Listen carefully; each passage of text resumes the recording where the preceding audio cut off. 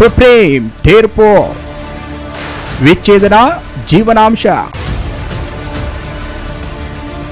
ವಿಚ್ಛೇದನ ಪಡೆದಿರುವ ಮುಸ್ಲಿಂ ಮಹಿಳೆಯರಿಗೆ ಸುಪ್ರೀಂ ಕೋರ್ಟ್ನ ಇಂದಿನ ತೀರ್ಪು ದೊಡ್ಡ ಸಮಾಧಾನ ತಂದಿದೆ. ಸಿಆರ್ಪಿಸಿಯ ಸೆಕ್ಷನ್ 125ರ ಅಡಿಯಲ್ಲಿ ಮುಸ್ಲಿಂ ಮಹಿಳೆಯರು ತಮ್ಮ ಗಂಡನ ವಿರುದ್ಧ ಜೀವನಾಂಶಕ್ಕಾಗಿ ಅರ್ಜಿ ಸಲ್ಲಿಸಬಹುದು ಎಂದು ನ್ಯಾಯಾಲಯ ತೀರ್ಪು ನೀಡಿದೆ.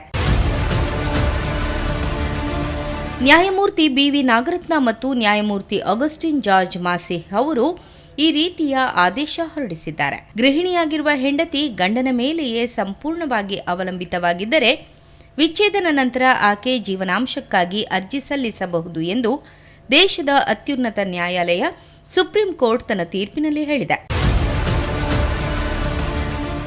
ತೀರ್ಪು ಮುಸ್ಲಿಂ ಮಹಿಳೆಯರ ವಿಚ್ಛೇದನದ ಬಳಿಕದ ಖರ್ಚಿನ ಬಗ್ಗೆ ನಾವು ಅದನ್ನು ಗೌರವಿಸ್ತೇವೆ. ದಾಖಲೆಗಳನ್ನು ಪರಿಶೀಲಿಸಿ, ಹಳೆಯ ದಾಖಲೆಗಳನ್ನು ಪರಿಶೀಲಿಸಿ ಈಗಾಗಲೇ ಅವರು ತೀರ್ಪನ್ನು ಕೊಟ್ಟಿದ್ದಾರೆ. ಆದರೆ ನಾನು ಒಂದು ಹೇಳಲಿಕ್ಕೆ ಬಯಸ್ತೇನೆ, ಮುಸ್ಲಿಂ ಧರ್ಮವು ನಮ್ಮ ಮೊಹಮ್ಮದ್ ನಬಿ ಅವರ ಪೈಗಂಬರ್ ಅವರ ಕಾಲದಿಂದಲೂ ಮುಸ್ಲಿಂ ಮಹಿಳೆಯರಿಗೆ ಎಲ್ಲ ಸವಲತ್ತುಗಳು ಮತ್ತು ಗೌರವವನ್ನು ಕೊಡ್ತಾ ಬರ್ತಾ ಇದೆ. ಅದರಲ್ಲಿ ಯಾವುದೇ ಒಂದು ಇದು ತೋರಿಸಲಿಲ್ಲ ನಮ್ಮ ಇಸ್ಲಾಂ ಧರ್ಮದಲ್ಲಿ.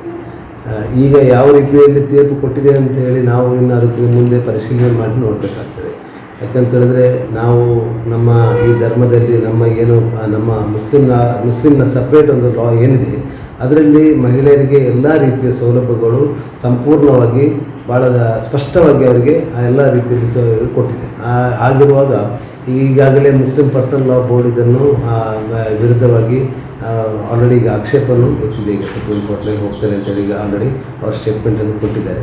ಮುಂದಿನ ದಿನದಲ್ಲಿ ನೋಡಬೇಕಾಗ್ತದೆ ಯಾವ ರೀತಿಯಲ್ಲಿ ಅವರ ದಾಖಲೆಗಳನ್ನು ಇಟ್ಟು ಅದಕ್ಕೆ ವಾದವನ್ನು ಮಂಡಿಸಿ ಇನ್ನು ಯಾವ ರೀತಿಯಲ್ಲಿ ತೀರ್ಪು ಬರುತ್ತೆ ಅಂತೇಳಿ ನಾವು ಕಾದು ಮಾಡಬೇಕಾಗ್ತದೆ.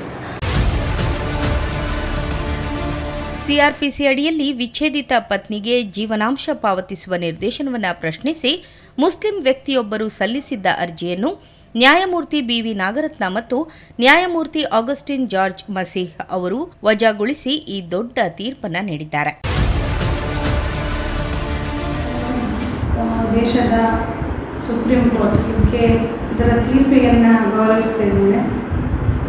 ಮಹಿಳೆಯಾಗಿ ಈ ದೇಶದ ಒಂದು ನಾರಿ ಶಕ್ತಿಗೆ ಅನುಗುಣವಾಗಿ ಅವರ ಒಂದು ಸಬಲೀಕರಣಕ್ಕೆ ಅಥವಾ ಸಶಕ್ತೀಕರಣಕ್ಕೆ ಸುಪ್ರೀಂ ಕೋರ್ಟ್ ಒಂದು ಮಹತ್ವವಾದ ಒಂದು ತೀರ್ಮಾನವನ್ನು ಮೊನ್ನೆ ಕೈಗೊಂಡಿದೆ. ಹೀಗೆ ಸಂವಿಧಾನದ ಪ್ರಕಾರ ಎಲ್ಲ ಧರ್ಮದವರು ಒಂದೇ. ಹಿಂದೂ ಧರ್ಮದಲ್ಲಿ ಒಂದು ಸಲ ವಿವಾಹ ಆಗಿ ವಿಚ್ಛೇದನ ಆದರೆ ಅವರಿಗೆ ಅವರು ಮಹಿಳೆಯರು ಜೀವನಾಂಶ ಪಡೆಯಲಿಕ್ಕೆ ಅರ್ಹರಾಗಿರ್ತಾರೆ. ಅದೇ ರೀತಿ ಯಾಕೆ ಮುಸ್ಲಿಂ ಮಹಿಳೆಯರು ನಮ್ಮ ದೇಶದ ಮಹಿಳೆಯರಲ್ವ?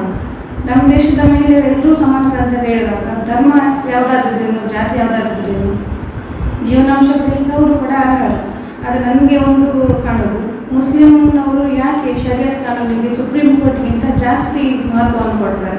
ನಮ್ಮ ದೇಶದಲ್ಲಿ ಎಲ್ಲರೂ ಸಮಾನರು, ಎಲ್ಲರೂ ಒಂದು ಕಾನೂನಿಗೆ ಬದ್ಧರಾದ ನಂತರ ಸುಪ್ರೀಂ ಕೋರ್ಟಿನ ಈ ನಿರ್ಧಾರವನ್ನು ಕೂಡ, ಈ ತೀರ್ಪನ್ನು ಕೂಡ ಎಲ್ಲ ಧರ್ಮದವರು ಕೂಡ ಪಾಲಿಸಲೇಬೇಕು.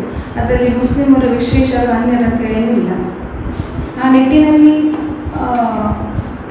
ಶರಿಯತ್ ಕಾನೂನು, ಅವರ ವೈಯಕ್ತಿಕ ಕಾನೂನೇನಿದೆ, ಅವರು ಇನ್ನೊಂದು ಸಲ ಅದನ್ನು ಪುನರ್ವಿಮರ್ಶೆ ಮಾಡಬೇಕಾದಂಥ ಅಗತ್ಯ ಇದೆ. ಸಂವಿಧಾನ ಎಲ್ರಿಗೂ ಒಂದೇ, ನ್ಯಾಯ ಎಲ್ರಿಗೂ ಒಂದೇ. ಆ ನಿಟ್ಟಿನಲ್ಲಿ ಮುಸ್ಲಿಂ ಮಹಿಳೆಯರಿಗೂ ಕೂಡ ಜೀವನಾಂಶ ಪಡೆಯಲಿಕ್ಕೆ ಅವರು ಅರ್ಹರು ಅಂತ ನಾನು ಹೇಳಲಿಕ್ಕೆ ಇಷ್ಟಪಡ್ತೇನೆ.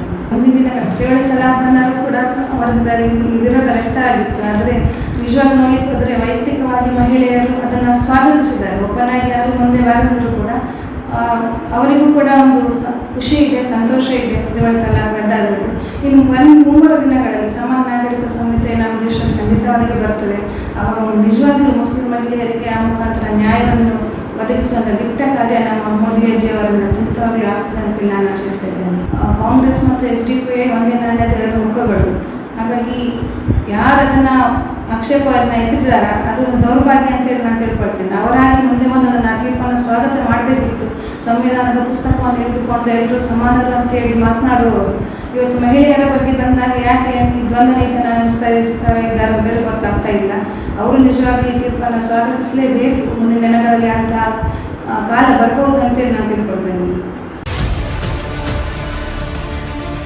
ಜೀವನಾಂಶವನ್ನ ಕೋರುವ ಕಾನೂನು ಎಲ್ಲ ವಿವಾಹಿತ ಮಹಿಳೆಯರಿಗೆ ಅವರ ಧರ್ಮವನ್ನು ಲೆಕ್ಕಿಸದೆ ಅನ್ವಯಿಸುತ್ತದೆ ಎಂದು ಪೀಠವು ಸ್ಪಷ್ಟಪಡಿಸಿದ್ದು, ನ್ಯಾಯಮೂರ್ತಿ ನಾಗರತ್ನ ಮತ್ತು ನ್ಯಾಯಮೂರ್ತಿ ಮಾಸಿಹ್ ಅವರು ಪ್ರತ್ಯೇಕ ಆದರೆ ಏಕಕಾಲೀನ ತೀರ್ಪುಗಳನ್ನು ನೀಡಿದ್ದಾರೆ. ನ್ಯಾಯಮೂರ್ತಿ ನಾಗರತ್ನ ಅವರು ಗೃಹಿಣಿಯಾಗಿರುವ ಹೆಂಡತಿ ಭಾವನಾತ್ಮಕವಾಗಿ ಮತ್ತು ಇತರ ರೀತಿಯಲ್ಲಿ ಅವಲಂಬಿತಳಾಗಿದ್ದಾಳೆ ಎಂಬ ಅಂಶದ ಬಗ್ಗೆ ಕೆಲವು ಗಂಡಂದಿರಿಗೆ ಪ್ರಜ್ಞೆಯೇ ಇರುವುದಿಲ್ಲ. ಭಾರತೀಯ ಪುರುಷನು ಗೃಹಿಣಿಯ ಪಾತ್ರ ತ್ಯಾಗವನ್ನು ಗುರುತಿಸಬೇಕಾದ ಸಮಯ ಬಂದಿದೆ ಎಂದು ಅಭಿಪ್ರಾಯಪಟ್ಟಿದ್ದಾರೆ. ಇನ್ನು ಮುಸ್ಲಿಂ ಮಹಿಳೆಯರ ಜೀವನಾಂಶ ಕುರಿತು ಸುಪ್ರೀಂ ಕೋರ್ಟ್ ನೀಡಿರುವ ತೀರ್ಪು ಇಸ್ಲಾಮಿಕ್ ಕಾನೂನಿಗೆ ವಿರುದ್ಧವಾಗಿದೆ ಎಂದಿರುವ ಅಖಿಲ ಭಾರತ ಮುಸ್ಲಿಂ ವೈಯಕ್ತಿಕ ಕಾನೂನು ಮಂಡಳಿಯು ನ್ಯಾಯಾಲಯದ ತೀರ್ಪನ್ನು ರದ್ದುಗೊಳಿಸಲು ಅಗತ್ಯವಿರುವ ಎಲ್ಲ ಮಾರ್ಗೋಪಾಯ ಕಂಡುಕೊಳ್ಳುವ ಅಧಿಕಾರವನ್ನು ಮಂಡಳಿ ಅಧ್ಯಕ್ಷರಿಗೆ ನೀಡಿದೆ.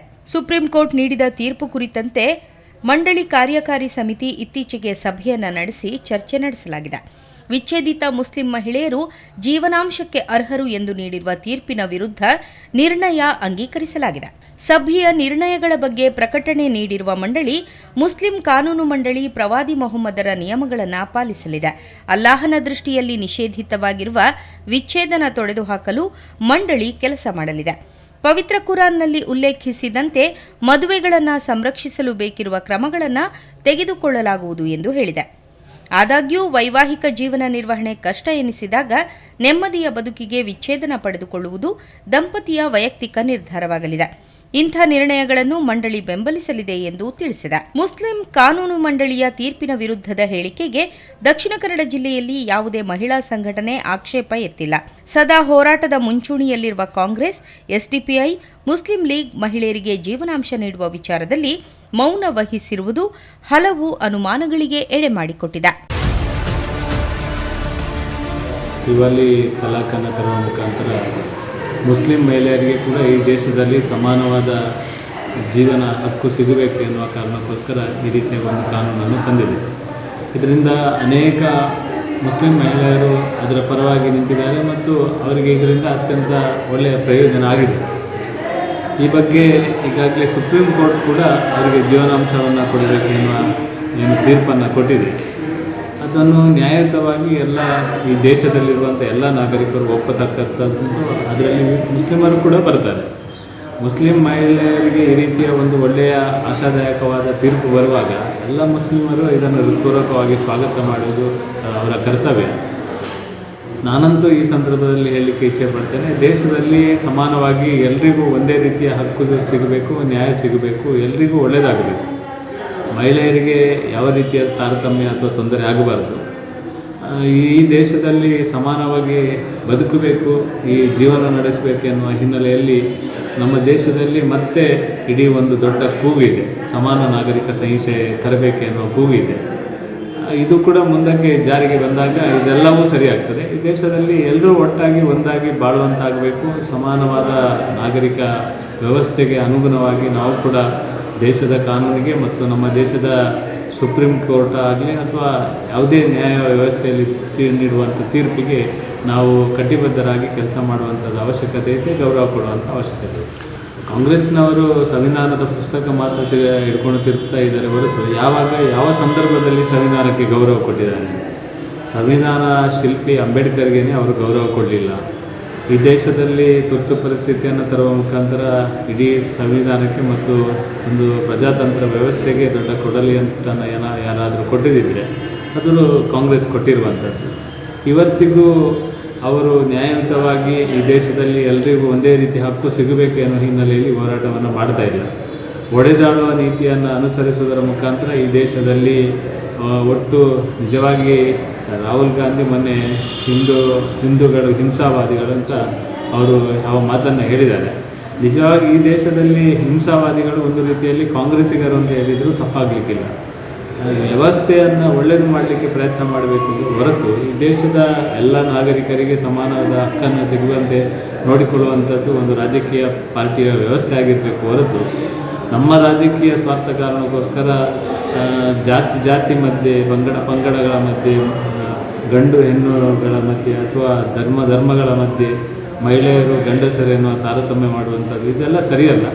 ಒಟ್ಟು ಸಮಾಜದಲ್ಲಿ ಕಾಂಗ್ರೆಸ್ಸಿಗರು ಅರ್ಥ ಮಾಡಿಕೊಳ್ಳಬೇಕು, ಈ ದೇಶದಲ್ಲಿ ಎಲ್ರಿಗೂ ಒಂದೇ ರೀತಿಯ ನ್ಯಾಯವನ್ನು ಕೊಡುವಂತ ಆಗಬೇಕು ಅಂತ ನನ್ನ ಅನಿಸಿಕೆ. ಸುಪ್ರೀಂ ತೀರ್ಪು. ವಿಚ್ಛೇದನ ಜೀವನಾಂಶ. ನಮ್ಮ TV the pulse of coastal Karnataka.